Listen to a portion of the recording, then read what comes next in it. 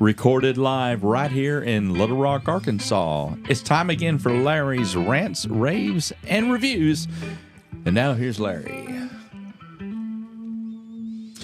Well, Randy, we are making history on this particular episode. Yes, we are. Richard Summers happens to be our first international guest, all the way from Israel. That's right. So, Richard, thank you for coming. And Kathy, thank you for inviting Richard to be on our podcast and introducing us. Now, Richard lives in Israel, and he'll probably get into that story a little bit. But we wanted to do a podcast that is entitled, what he said I want to talk about is the new reality in the Middle East. Wow. So that's our title for this particular episode. And Richard, thank you for coming. And I'm going to pitch it to you, and I'm going to let you just start rolling, and we'll probably have a whole bunch of questions and conversations. But welcome to the podcast. Right. Well, thanks you so much, Larry.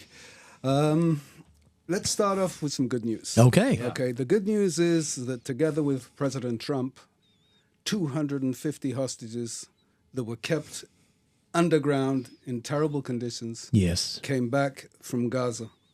Okay? Something that on October the 7th, nobody believed would happen.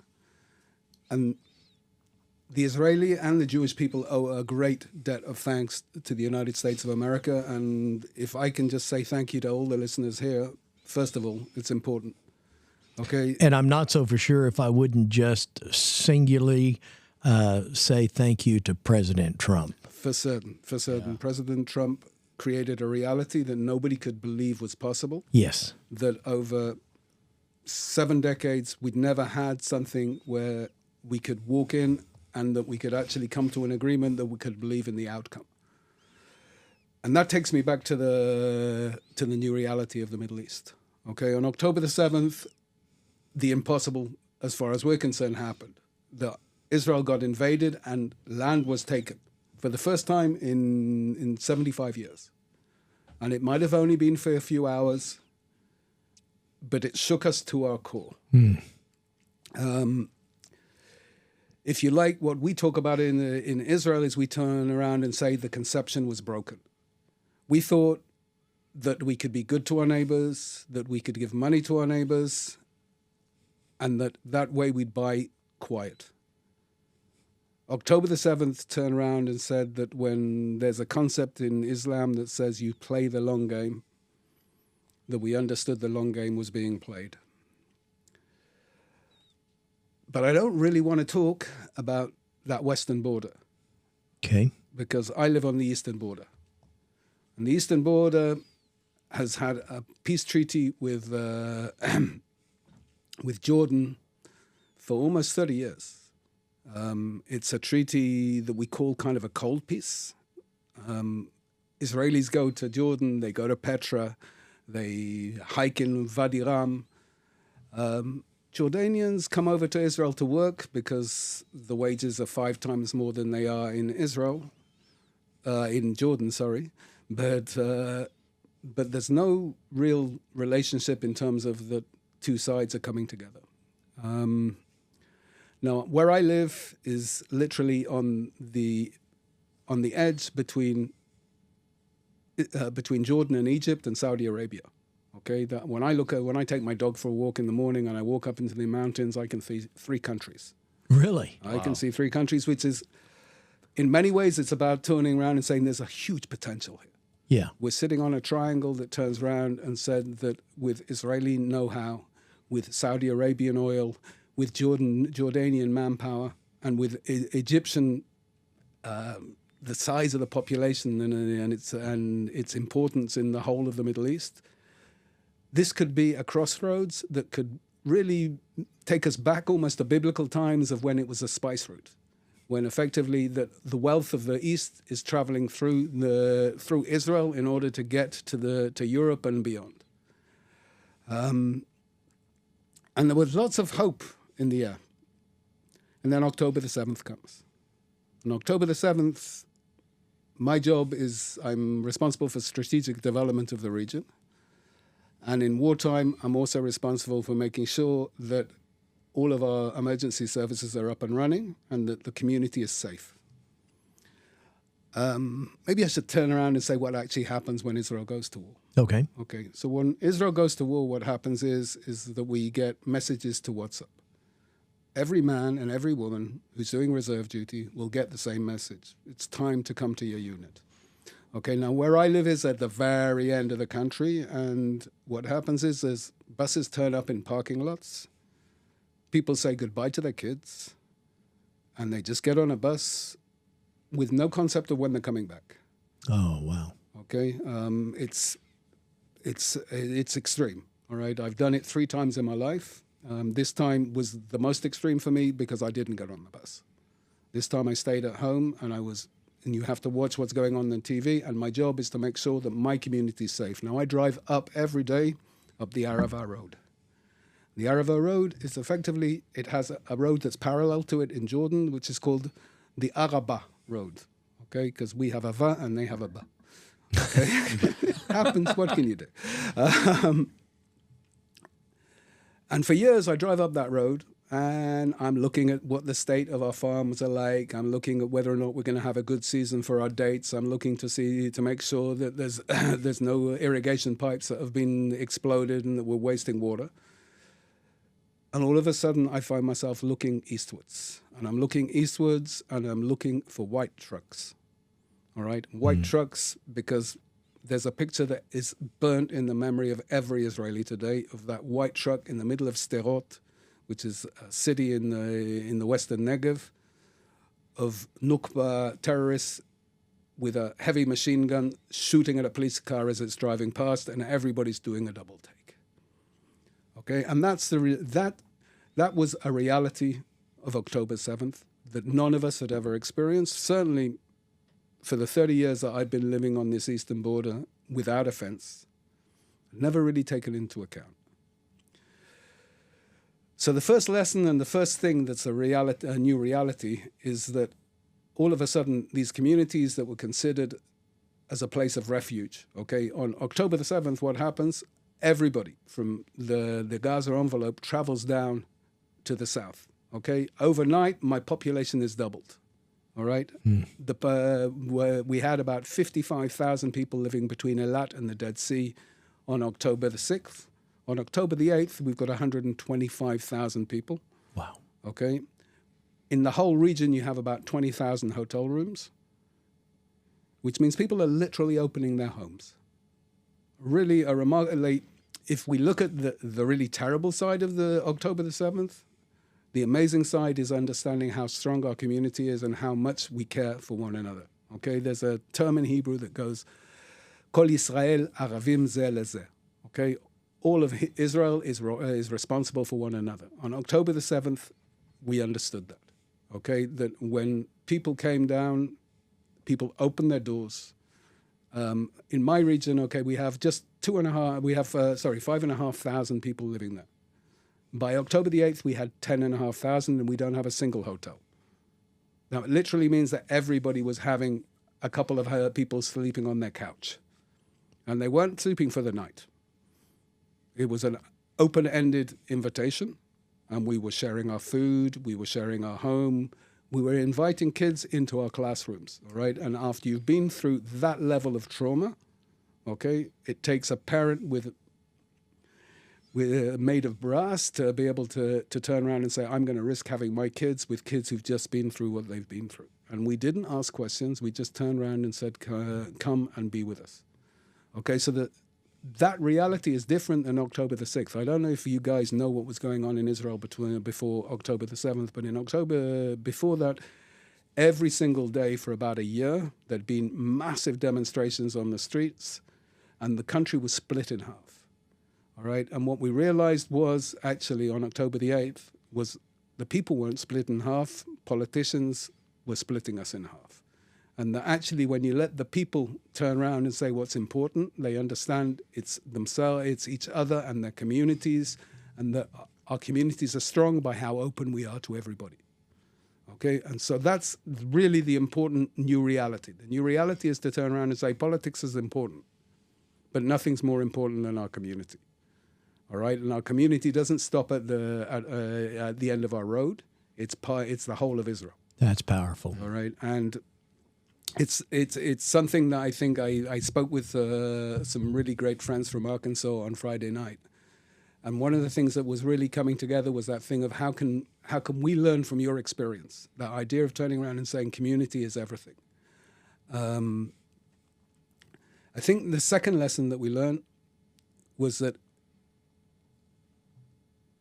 the Israeli army is an incredible army, but we're like a blanket when you got 3 kids sleeping in the same bed. It's only big enough just about to cover people's toes. And so every time it gets tugged, somebody's toes come out of the blanket, and you're left in the cold. And we got left in the cold. Okay. And our response was amazing. Okay. In each of my communities, we turned around and said, we need volunteers. And we got volunteers over the age of 45, because all the 45-year-olds were in the army up north and in the south and in the west, making sure that we could get our lands back. And for a period of over a year, these guys stopped working and just patrolled. They just looked after the community, every single community, and they were training day and night. And today we have 12 different fast response units that can act like an anti-terrorist unit in every form. And these people do it for free. They do it they volunteer to do it, and they do it at the expense of their own businesses.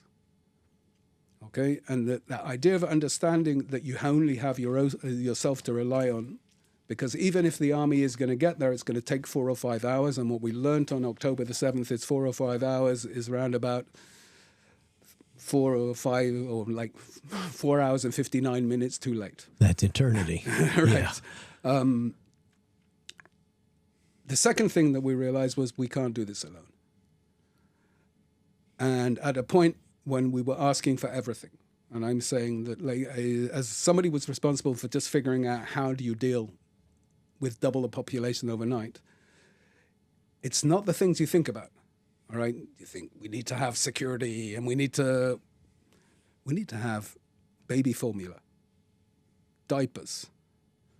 We need to make sure that we have enough water, that there's clothes. These guys came down literally in their pajamas. They didn't come with clothes or shoes or anything. They came down on their own.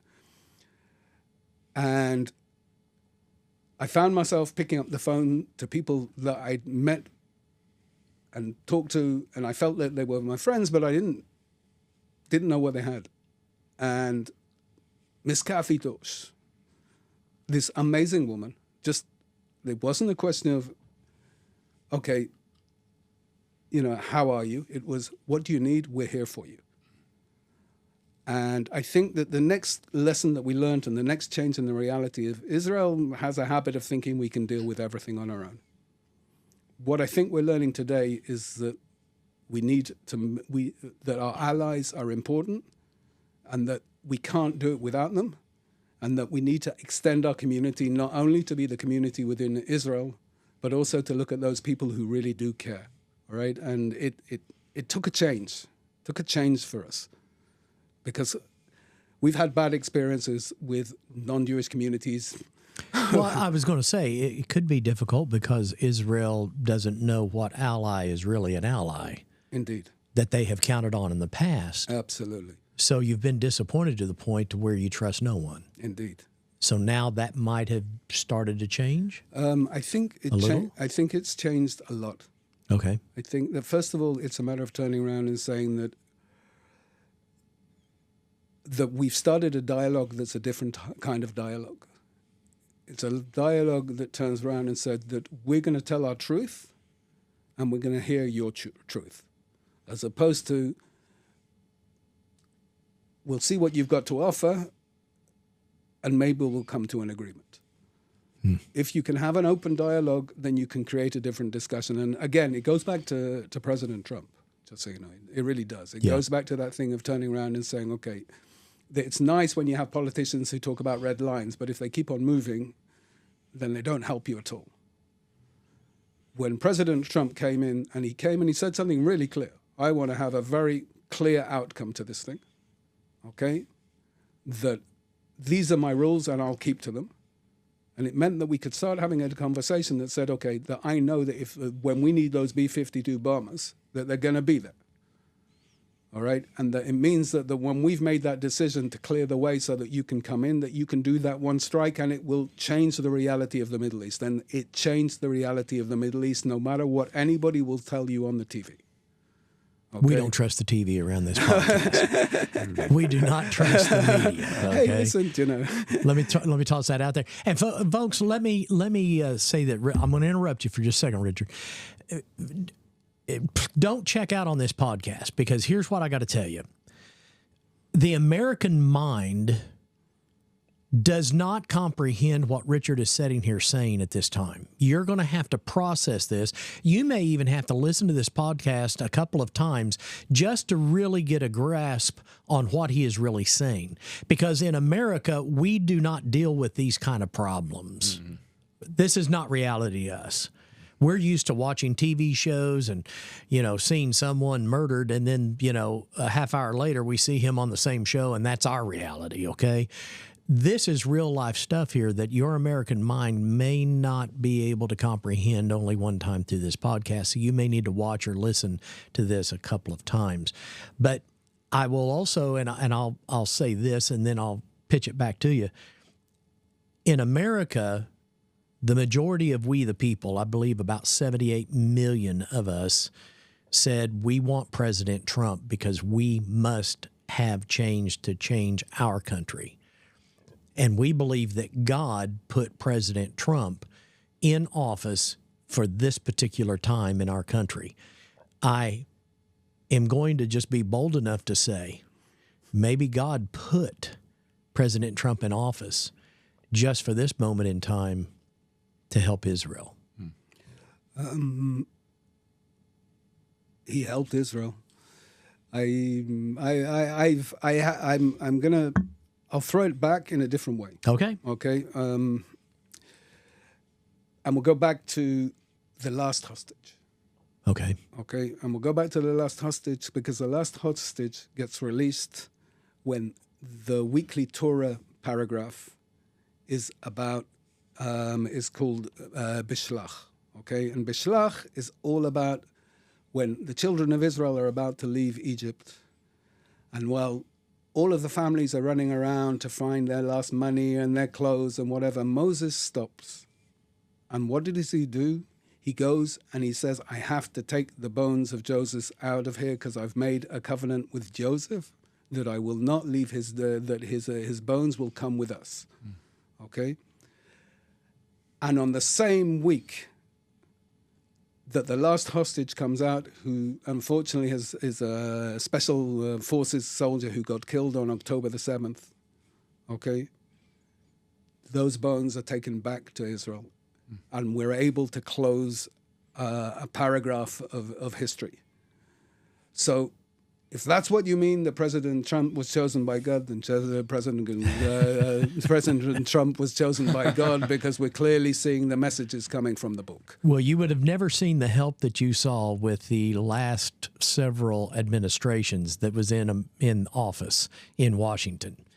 Israel would have never seen that help. So that's why I point to him and say, and Congress and the Senate, our government, they really didn't have anything to do with it. It was all President Trump. That's for certain. He that's stepped for up. certain. I think that.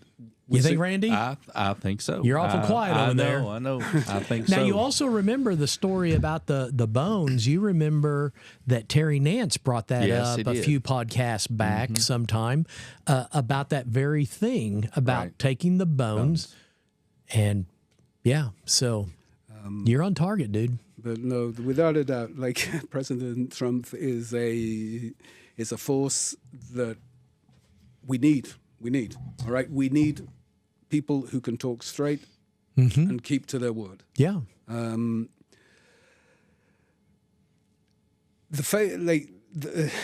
second phase of what happens in this war is effectively when we really see the United States make the difference. Okay, and then we talk about my region, because my region goes from being this incredible place that absorbs double its population, that opens its doors, that is a safe haven for people when they're under fire and they have nowhere to go.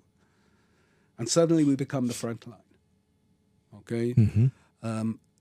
Effectively, that what we find in the 12-day war, or what we call the 12-day war, the war against Iran, all right, is that the front transfers from the Western Front, from the Gaza envelope, to the eastern border of Israel, because effectively now the Red Sea and the Houthis and Iran and Iraq and all of the proxies that Iran is working with are now putting their focus on the eastern border, because effectively the air power is coming through our eastern border.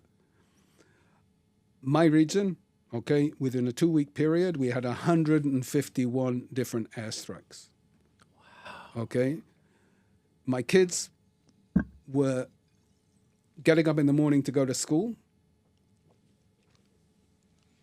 and I'd get a phone call I work 50 kilometers away from where my kids go to school, and I get a phone call from my daughter just saying, the sirens have gone off, I'm lying on the floor, and I'm terrified.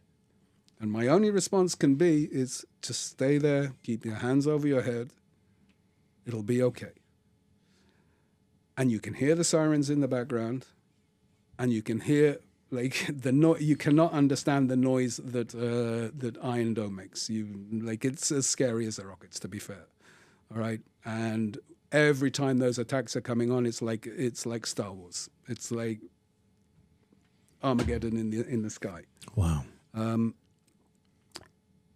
my kids keep going to school, because I know that at school that we have bomb shelters, and I know that in my homes we have bomb shelters. And if you ask why is the cost so high in Gaza and the cost so low in Israel, is because in Israel we invest in making sure that our children stay safe. Okay, we have but that idea of the change from what had always been thought, and that conception that the western border is what's dangerous because you have this thing called Hamas, this snake in the grass. Okay, all of a sudden you realize it's not the western border, and it's not the northern border with Hezbollah. It's all our borders, and we're being attacked on 7 fronts. Okay, when you watch the news again, and I know you don't have a lot of time for the news, we kind of talk about Gaza. Gaza is really the smallest part of our problem. Okay. All right, we have 7 fronts. We're dealing with the Houthis, we're dealing with Iran, we're dealing with the Mordim in Iraq, we're dealing with Hezbollah, we're dealing with what's going on in Syria. And you know what? Maybe this had to happen because the reality changed. All right, Assad fell. And when Assad fell, as much as I'm, let's say, skeptical about Giuliani, okay, it meant that Iran no longer has a foothold on our northern border. And Hezbollah basically disintegrates. Now it disintegrates with a lot of help from beepers. That was a cool thing. That was mad. And to be fair, I have a feeling that job of opening for the chief of staff of Hezbollah is going to stay open for a while after 3 got wiped out in a row. Now, you explain. I don't know if you have any in depth on the beeper story, right. But feel free to share any of that with us and our listeners. Listen, I don't think anybody has any in depth on the beeper story except for the guy who's the head of the Mossad. But do you know how it happened? Do you know how it worked? Well, feel free. Tell us. The Mossad do a long-term operation where they hear that they know that Hezbollah know that Israel has already been able to intercept all of their phone conversations, so mobile phones are no longer useful. Okay? They know that Israel can also deal with all of their encrypted communications through walkie-talkies, Motorola, and that sort of stuff. Okay. So they do what everybody does in warfare: is you take a step back in history, and they go and they decide to start using beepers.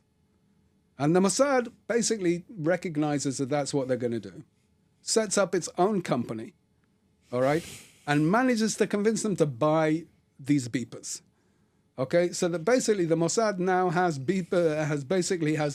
a total access to every single person who's in kind of the middle tiers of and upwards of the Iranian of Hezbollah, and also not a small amount of Iranian senior officers that are working together with Hezbollah. It's insane. Oh, I mean, it's mad. This is incredible. I mean, listen, you can't even make this stuff up. Yeah, this would make a good movie. It's gonna be a great movie, and I really am sad that I don't have the rights to it, to be honest with you.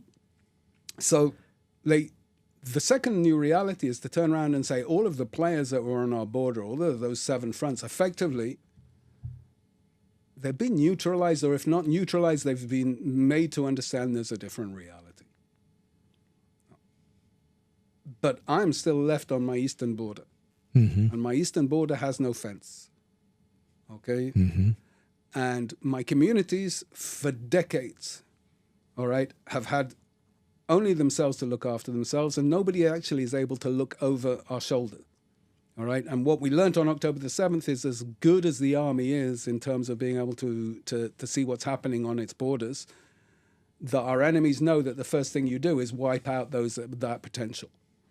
And the only thing on October the 7th that remained, that there was a communications network between different civilian communities, was actually the civilian emergency response units. And we learned something from that.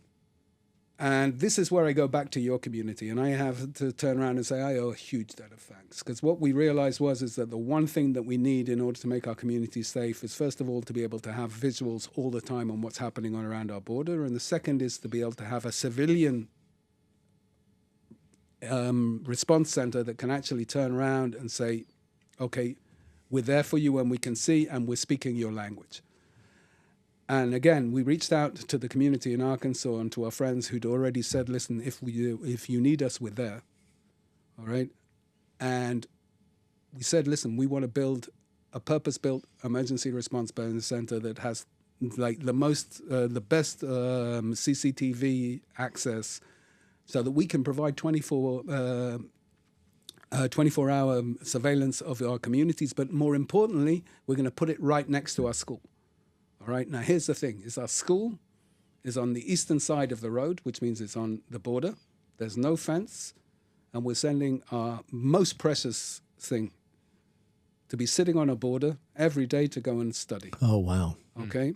And by putting that emergency response center right next to it, it's giving us confidence again to turn around and send our kids to school. All right. And sending your kids to school isn't just about, okay, thank God the kids left home. Yeah. It's also about turning around and saying that's your future. And so effectively, you guys together with us are making sure that the eastern border is going to be stronger than ever before. And I need to say something very quickly here, okay? How did I first get to know this community? I got to know this community because we have a therapeutic riding center in the region, okay? And that therapeutic riding center is in the danger of being closed down because we didn't have a bomb shelter. Now, this is way before October the 7th. And kind of, who needs a bomb shelter? We're living on the eastern border. There's nothing going to happen. And again, the community came and they said, listen, it doesn't matter if you need the bomb shelter or not. You really have to. This therapeutic riding center is incredibly important because it's the only service that's providing special needs services for 250 kilometers.